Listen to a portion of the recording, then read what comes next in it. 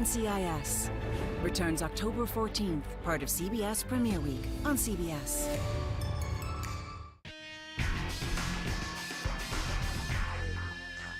Friday is definitely the time to bust out the flannel. I've got your 906-day forecast bundled up with your weekend outlook. Live from downtown Marquette, it's your 19 News.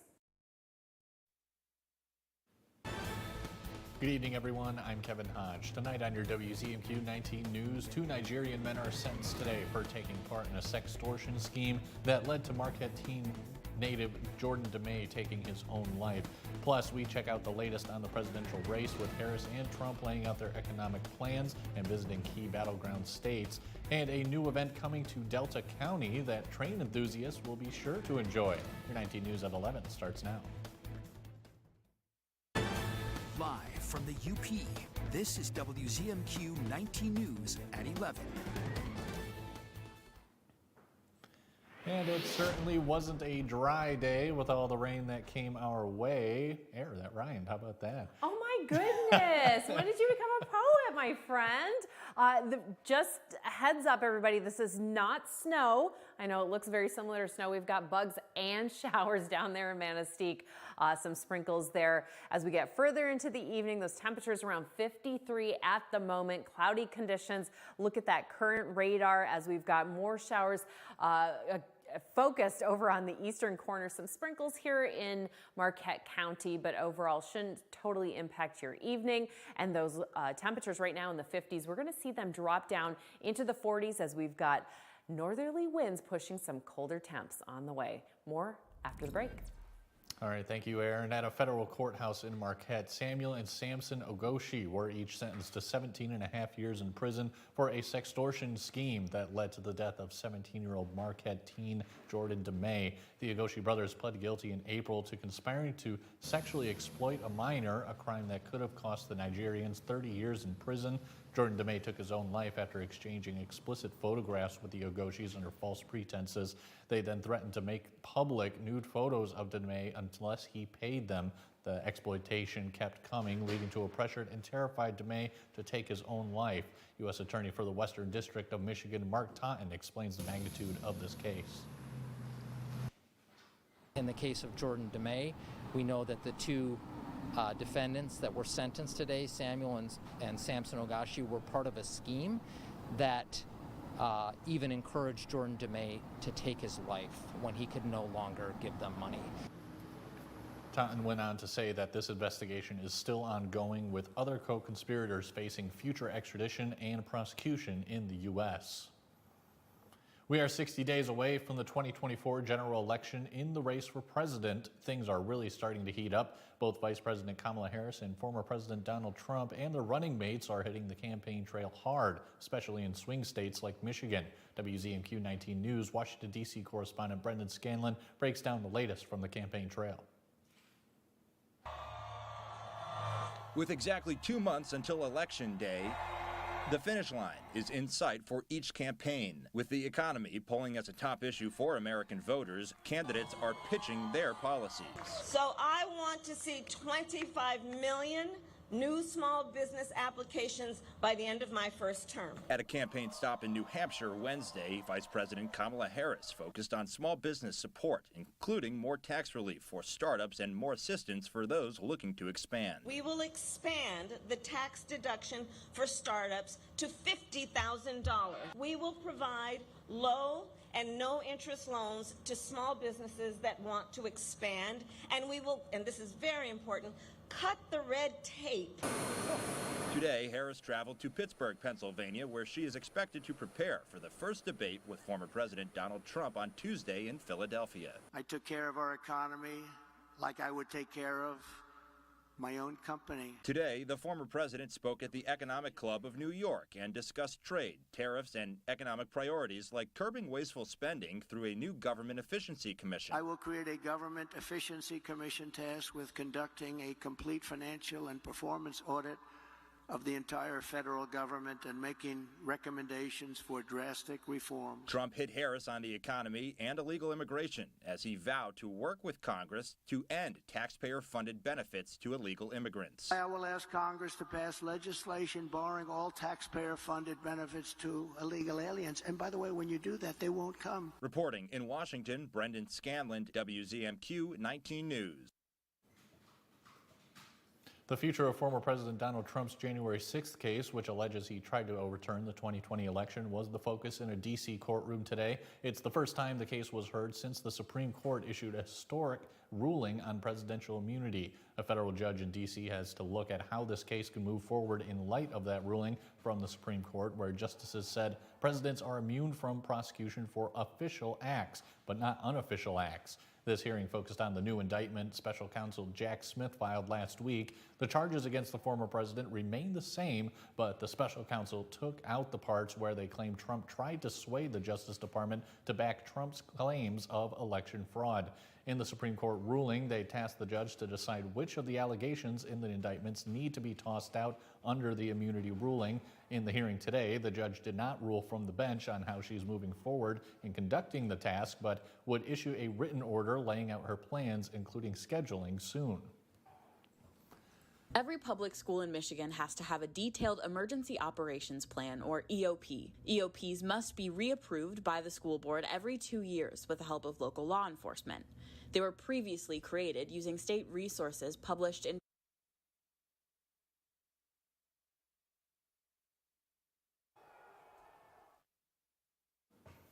All right, looks like we're having some technical difficulties there, so let's go ahead and move on. Students at Bark River Harris Junior and Senior High are back to school with a new principal. Formerly a teacher at Bark River Harris, Caleb Adams is implementing fresh ideas he learned through student teaching, like a virtual hall pass system to reduce hallway traffic. The school is also introducing a freshman volleyball team and extending its football practice field.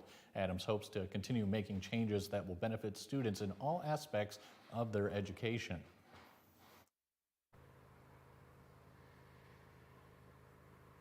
When I was a student here, we had things like academic week, and I'm looking to bring that back and putting a focus on academics along with athletics, incentives for behavior, celebrating those students that are here every day doing the right thing. I'm excited for the school year, and it's a great day to be a Bronco. Bark River Harris is still looking to fill a few track coaching positions, and you can see all Delta Schoolcraft ISD job openings at WZMQ19.com. Next week, Delta County is invited to a new event designed for train enthusiasts. On September 13th, the Gladstone Sioux Line Steam Engine number 370 Authority will host a railroad day at the UP State Fairgrounds Antique Village. A blacksmith will use railroad spikes to make knives, and guests can tour the Model Railroad Club. The authority works to preserve the steam engine located along M35 in Gladstone. They say it will be a celebration of the local railroad's history and its influence on the community. At one time, there was over 5 railroads just in our area. Chicago Northwestern established Escanaba as a port, and later on, the Sioux Line was looking for a port here in Gladstone. They were given 160 acres of land, so we invite everybody to come out and find out about a little bit of the Delta County history as well. Railroad Day is free to attend and runs from 10 to 4. Michigan State Police is updating resources for emergency operation planning. The new guidebook for K-12 schools was introduced earlier this week. Our Michigan Capitol correspondent Sophia Murphy has more from the Office of School Safety on the importance of the resource updates for Michigan public schools. Every public school in Michigan has to have a detailed emergency operations plan, or EOP. EOPs must be reapproved by the school board every 2 years with the help of local law enforcement. They were previously created using state resources published in 2014. A lot has changed over the last 10 years. The new guidebook has been updated by a team of reviewers, including emergency managers, mental health professionals, law enforcement, and school personnel. It includes standard response protocols, classroom quick action guides, and all hazards emergency plan templates for schools to reference. All these resources are customizable.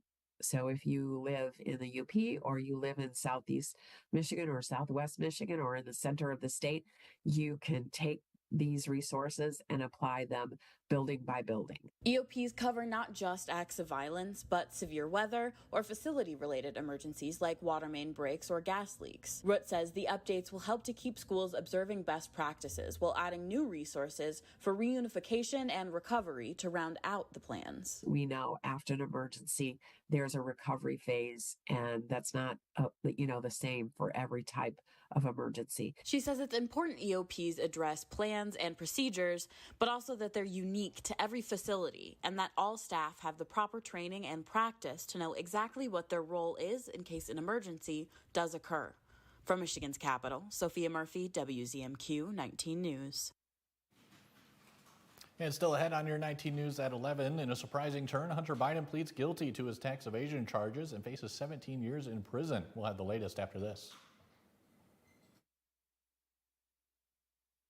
I'm Sophia Murphy at the Capitol in Lansing, only on WZMQ 19 News.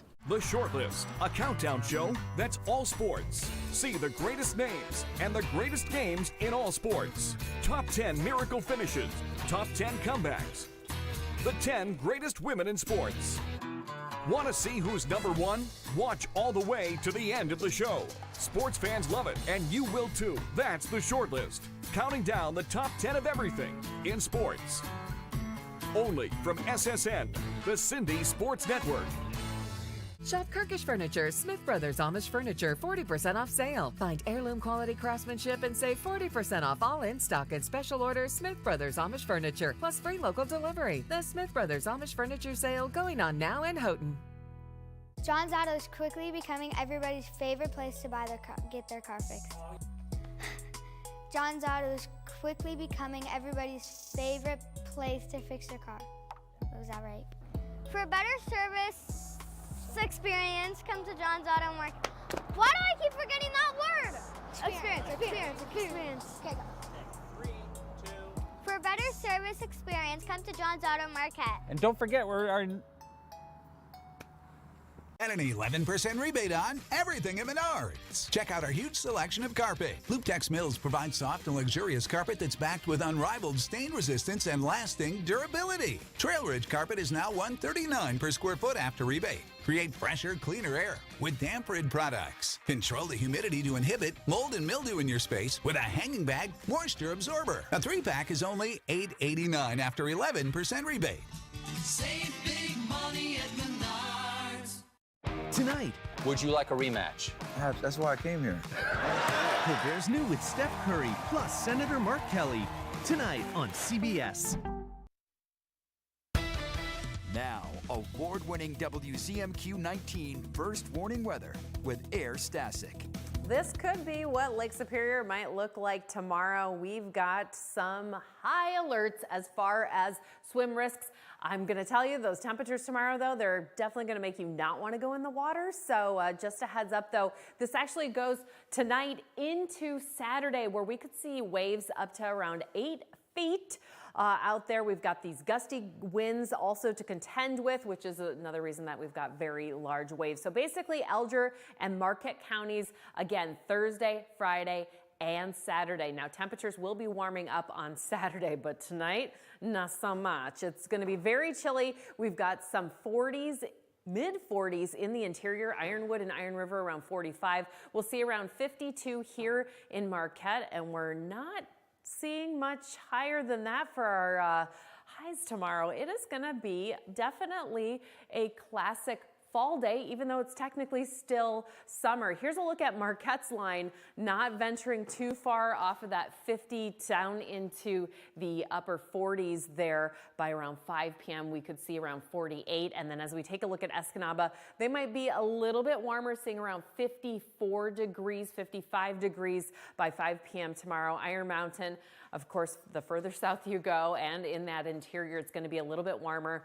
than those of us on the Great Lakes. And a heads up, with these cooler temperatures, we've got a chance of frost. Remember frost? Yes, it is possibly back on our Friday night, 9:06 night, as we've got those really cold temperatures expected in the interior inland. So if you've got plants out there that probably need to come inside or be covered up, This is your warning right now as we look here. Iron River definitely around 38 degrees tomorrow evening. And again, we will have some cloudy conditions. Lake showers, though, will be sticking along Lake Superior's coastline for the most part as we get into Friday morning. That's where we're going to focus on that precipitation. Basically, Marquette and Elder County seeing the majority of it. It could be extending down, though, into Delta County as well as Schoolcraft County. But overall, we're not expecting a whole lot of accumulation. And then those clouds continuing even into Saturday, but we will have a little bit of a break.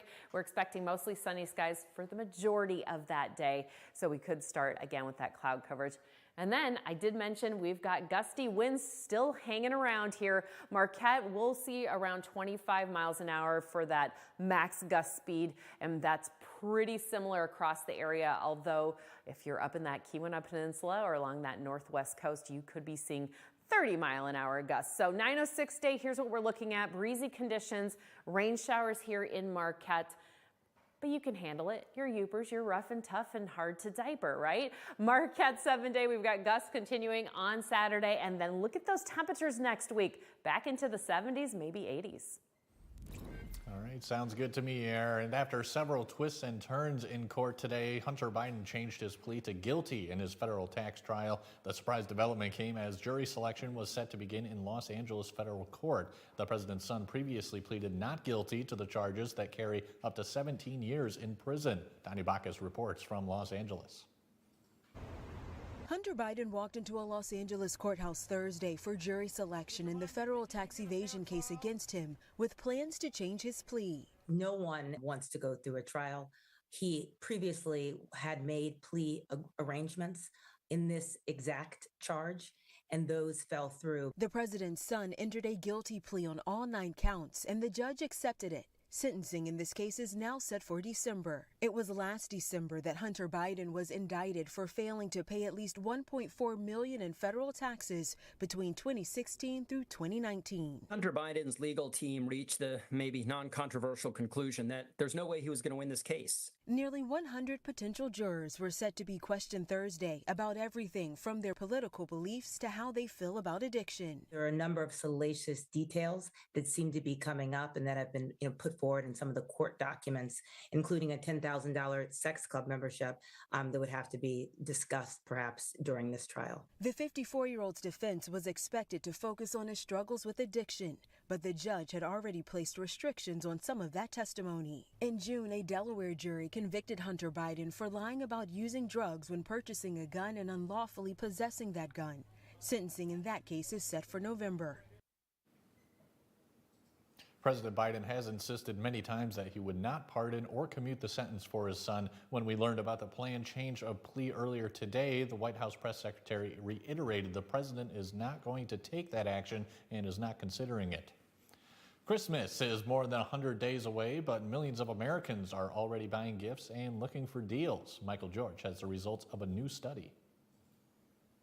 At the Christmas Cottage in Manhattan, the holiday shopping season is underway. Catherine Mason, visiting from Virginia, bought something for herself. I absolutely had to walk in here as soon as I saw it, and I was like, I have to get an ornament for New York City. Becky Fellenzer is looking for potential presents. September, you're not buying things for Christmas already, are you? I actually was going to buy 2 gifts in there for my girlfriends. Wow. Yeah. And she has plenty of company. A survey from Bankrate finds 12% of Americans are buying gifts this month, and another 13% already made purchases in August. Starting holiday shopping early does provide one major advantage: more time to find deals. It does feel like the holiday season starts earlier every year. Ted Rossman from the personal finance site Bankrate says about 1 in 4 people will begin buying in October, and there should be plenty of bargains. That's when we start to see the Black Friday kind of pricing. Things like Amazon Prime Big Deal Days, Target Circle Week, Walmart's Holiday Kickoff. Rossman says right now is a great time to get a budget together and to start setting money aside. You don't want to wait and just load it all up on the credit card and hope to pay for it later, because that's how you get into debt. The Bankrate survey found shoppers will be strategic. About 1 in 3 say inflation is changing the way they shop. Everything's more expensive, so you got to try and save and budget the best you can. And for many, that budget is tightening. 76% of Americans say they expect to spend the same or less than last year. Coming up after the break, Mike Ludlum will have your look at sports. I had a brain aneurysm in the year 2000 here. No one was going to hire someone that had a disability or whatever. I went through a program here at Goodwill well over 20 years ago, and they hired me as soon as I was able to come back to work. They hired many people with disabilities and stuff and get them back into the workforce. My favorite thing I work at Marquette Goodwill is just interacting with the people. It's great atmosphere here and great people here. Goodwill treats everyone really good. It's like a second chance almost, I was going to say. It really gets you back on your feet. Shop and donate to your local Goodwill. We are united, everybody's invited. We are united, everybody. Come on, come on. The United Way of Marquette County kicking off its 80th year. United Way volunteers support our community, and you can help the United Way assist 26 local programs, funding nonprofit organizations focused on safety, unity, and endowment. Donate today by visiting uwmqt.org, a public service message from the United Way and WZMQ 19. Here's your WZMQ CBS This is Home Community Calendar.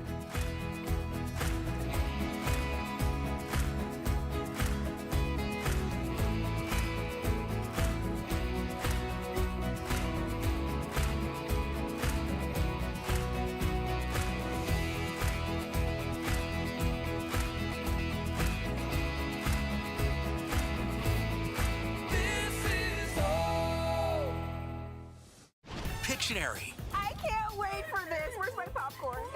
Play along from home. Iguana? Iguana is correct.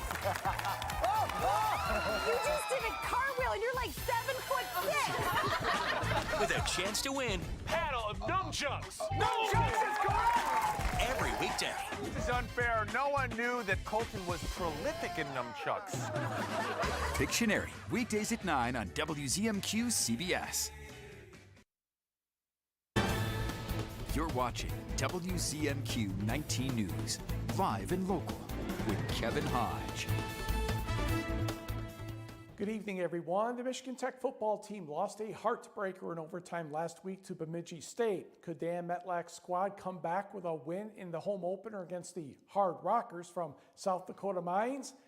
Well, it's heartbreak for the Hard Rockers. Nope, that's not the score it's supposed to pop up. We will tell you that Michigan Tech, in 4 overtimes, defeated South Dakota Mines 52-50. Huskies quarterback Alex Freeze threw for a school record 457 yards and 5 touchdowns. He completed a pass to Ethan Champney for the 2-point touchdown in the 4th overtime for that winning margin. Champney had 10 catches for 227 yards and 2 touchdowns. Darius Willis, Brandon Michalek, and Drew Collins also caught TD passes for Tech. Jake Marinelli also had 5 touchdown passes for South Dakota Mines. The Huskies trailed 21-0 before getting the offense started.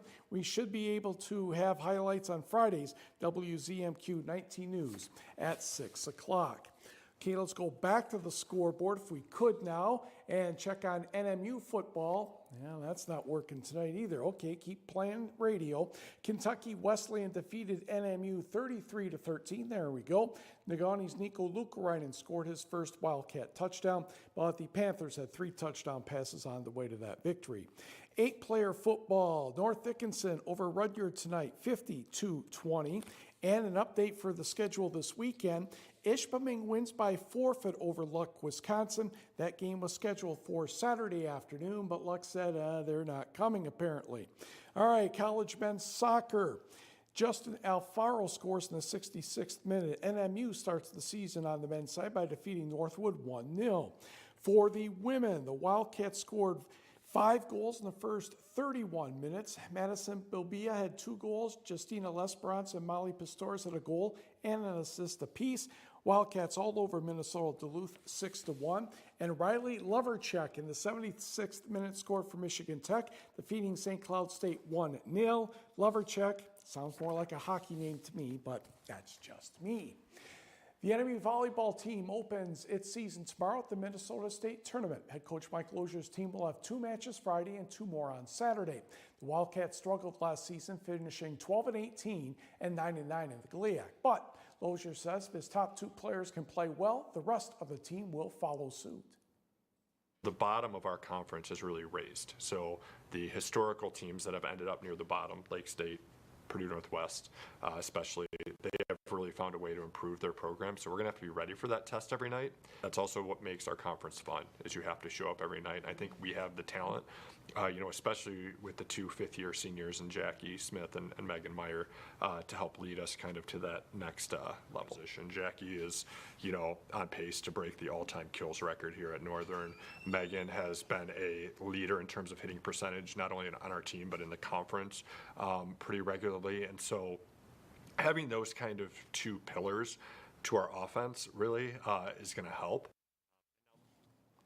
The Wildcats should get 2 wins tomorrow over Minnesota State, Moorhead, and Truman State. Both those teams had really rough years. Michigan Tech volleyball travels to Golden, Colorado for the Classic at Colorado Mines. Tech also has 2 matches on Friday and 2 on Saturday. High school volleyball, Iron Mountain visiting Ishpeming this evening. Let's say hello to Hematites coach Kat Bierling. We'll pick this up in set number 1 for the Hematites in blue. Ava Jo Harris, Sonia Kivinimi to Marie Salisbury, and that works for the point, but Iron Mountain had a 5-3 advantage. A couple points later, Brittany Pietrowski, Salisbury to Sarah Harvey. That one succeeds, but the Mountaineers still in front 6-4. Nice dig coming up here by Iron Mountain's Whitney Siren. Ball gets to Macy Linson-Bigler, and she finds the weak spot in the defense for the point. Mountaineers lead 16-9. Off the Janessa Eagle serve for Ishpeming, it will be Geraldine Sample Torres, Juliana Tapio, Bella Person puts that one down for the point. 18-12 black and gold. And some good hustle by the Mountaineers coming up here. Sample Torres, Whitney Siren, then Macy Linson-Bigler hits the ball off the top of the net. That works out well. Iron Mountain won the first set 25-21. We did not get the final score, but we can at least tell you that Iron Mountain won the first set. Meanwhile, on the scoreboard, Lance over Westwood 3-0. We did not hear from Menominee and Escanaba. It was Ewan-Trout Creek over Dollar Bay 3-0. Tight match over in South Range. Houghton edges Jeffers 3-2, 15-13 in the 5th set. Chloe Seraphin had 14 kills and 8 blocks for the Gremlins. Elsewhere, it was Calumet over West Iron County 3-0. Gladstone the same to Gwynn. Cross country, the Bill Fezzi Memorial up in Houghton. The Gremlins win with 36 points. Jeffers was a close second, followed by Dollar Bay.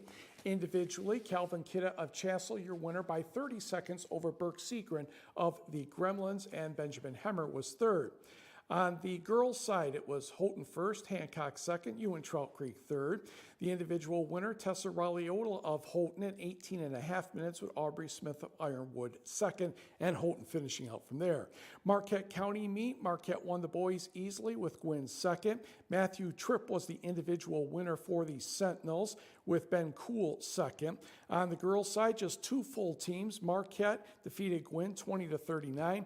Ella Fury of Marquette, the winner, in 21-22. Marley Plaxco of Negaunee was next. And we have a few more scores, but I don't have time to finish, and we will be right back.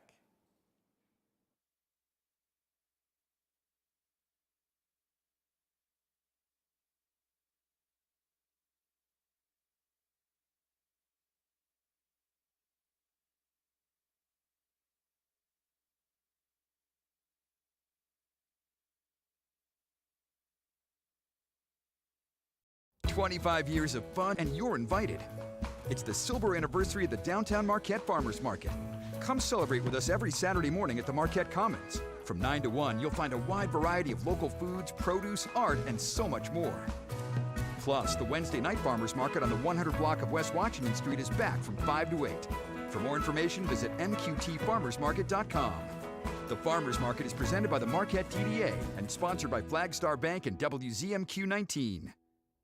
Kamala Harris cast the tie-breaking vote that created America's inflation. The vice president votes in the affirmative, and the bill is passed. Economists said Harris's vote led directly to the higher prices we pay. 22% more for groceries, 50% more for gas. Mortgage costs nearly double. Thanks a lot, Kamala. Trump had our economy humming. He'll do it again. I'm Donald J. Trump, and I approve this message. I thought it was just a rash, but it had a bullseye ring around it. My doctor said it was a tick bite. Luckily, we caught it early. Ticks found in tall grass around your home can spread Lyme disease and other illnesses, which can lead to chronic health issues. The CDC estimates nearly 500,000 people across the country are diagnosed with Lyme disease each year. I didn't understand why my brother was having so many asthma flare-ups. Sometimes he couldn't breathe. Turns out a roach problem at home was triggering it. Allergens left behind by dust mites, roaches, and rodents are a major driver of asthma attacks, especially in children. When I had a fever, body aches, and fatigue, I never thought it would have been West Nile virus. All it took was a mosquito bite while gardening. Mosquitoes spread West Nile virus and many other diseases, and they can breed in standing water around your home. Protect your family from pests. Get the facts at pestworld.org.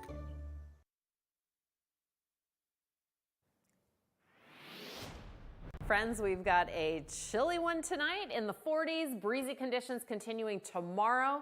It's going to be a little cold out there as far as temperatures go in the 50s. Those are our highs. We will drop down into the 30s possibly tomorrow night. So again, heads up that there is frost that is in the outlook again for that interior portions of the UP possible tomorrow night. But for your students tomorrow, 49 is that average temperature around 7 a.m. Make sure they are bundled up, ready to go, because it's not rising that much further when school lets out at 3 p.m. We'll have some raindrops slowing down as we get further into Friday. And then looking ahead possibly to UP Fall Beer Fest this weekend. Hey, guess what? The rain, that should be over in the morning if we do have any sprinkles, and we're expecting mostly sunny skies and again, wind gusts, but that's it for now. Your 7-day outlook for Escanaba, we're warming up next week. All right, thank you, Air. And finally tonight, Clementine, a rare orange lobster, was recently rescued from a Long Island, New York supermarket and placed back into the sea. Humane Long Island and Animal Protection NGO on August 28th released footage of the rescue, which took place in a local Stop and Shop. According to Humane Long Island's president, John D. Leonardo, Clementine is 1 in 30 million lobsters naturally born orange. Humane Long Island negotiated her release from the store without paying money for her. So we're here today to release her to the wild so she can forage, hopefully find a boyfriend, and do all sorts of lobster things, rather than end up on someone's plate or in an aquarium where she would never have a chance at a natural. Clementine was released into the wild and then swam away. And that's all we have for you tonight. We'll see you again tomorrow.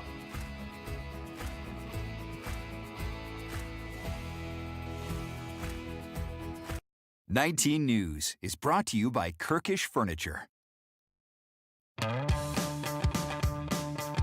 There are a lot of things out there going viral. But this fall and winter, you can help keep your immune system from going viral.